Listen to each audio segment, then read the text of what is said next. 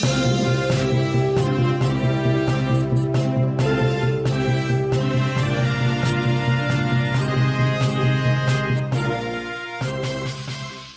आज हम लेकर आए हैं उत्तराखंड की दिन भर की बड़ी खबरें। क्या हुआ तेरा वादा, बातें कम काम ज्यादा। गैरसैंण विधानसभा भवन में बीते दिनों चल रही कैबिनेट बैठक में सीएम त्रिवेंद्र अपने विधायकों को सरकार के 4 साल पूरे होने पर 18 मार्च को अपनी विधानसभा में कार्यक्रम आयोजित करने की सलाह दे रहे थे, लेकिन नियति को कुछ और ही मंजूर था। 2 दिनों में उत्तराखंड की राजनीति में उथल पुथल हो गई। नौबत यहाँ तक आ गई कि त्रिवेंद्र रावत को सीएम पद से इस्तीफा देना पड़ा। ऐसे में जनता त्रिवेंद्र से पूछ रही है, क्या हुआ तेरा वादा, बातें कम काम ज्यादा।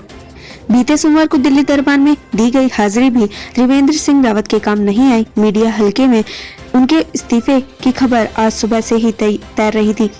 प्रदेश बीजेपी के अंदर जो कुछ घट रहा था उससे त्रिवेंद्र सिंह रावत भी अनजान नहीं थे। लिहाजा आला कमान के आदेश के बाद मंगलवार को राज्यपाल से मिलकर त्रिवेंद्र सिंह रावत ने अपना इस्तीफा सौंप दिया। इस्तीफा सौंपने के बाद त्रिवेंद्र सिंह रावत जब मीडिया से मुंह खाते हुए तो मायूसी उनके चेहरे पर साफ झलक रही थी। उनकी जुबान कुछ और बोल रही थी और आंखें कुछ और। उनकी झुंझलाहट मीडिया कर्मी के पूछे गए सवाल के जवाब के रूप में साफ दिखती है, जिसमें त्रिवेंद्र सिंह रावत कह रहे हैं कि मैंने इस्तीफा क्यों दिया, इसका जवाब आप दिल्ली जाकर पूछिए। इस्तीफे के बाद क्या बोले त्रिवेंद्र सरकार।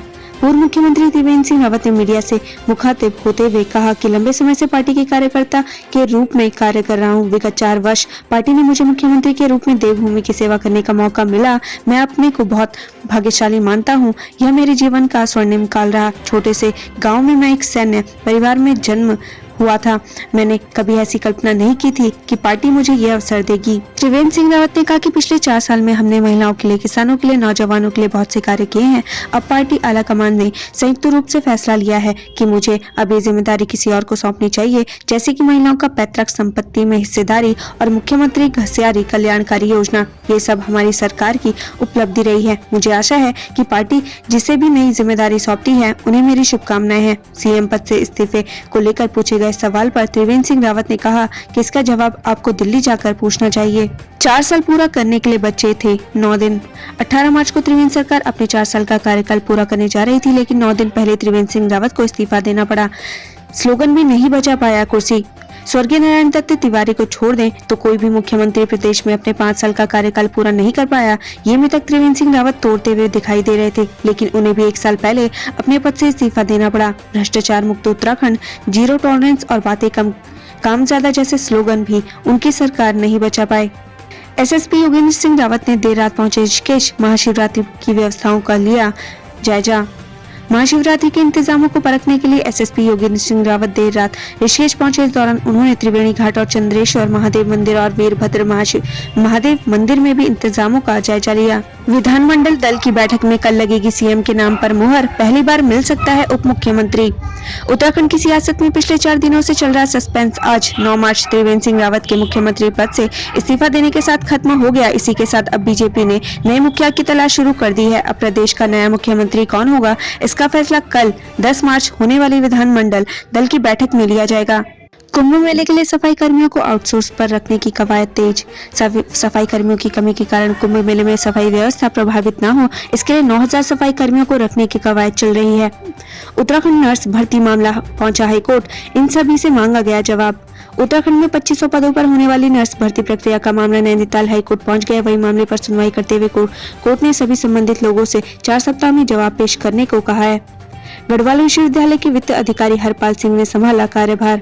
वित्त अधिकारी हरपाल सिंह ने कार्यभार ग्रहण किया है। वित्त अधिकारी के कार्यभार ग्रहण करने पर विश्वविद्यालय के छात्रों और कर्मचारियों ने उनका भव्य स्वागत किया। इस दौरान छात्र संघ पदाधिकारियों सहित कर्मचारियों ने उनसे मुलाकात की और उन्हें अपनी समस्याओं से अवगत कराया। यूकेडी का कीर्तिनगर में हल्ला बोल कई मुद्दों को लेकर सरकार को घेरा।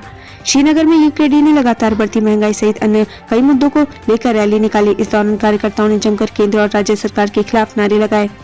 सीएम की विधानसभा सीट में बिगड़ा लिंगानुपात, स्वास्थ्य विभाग ने दी जानकारी।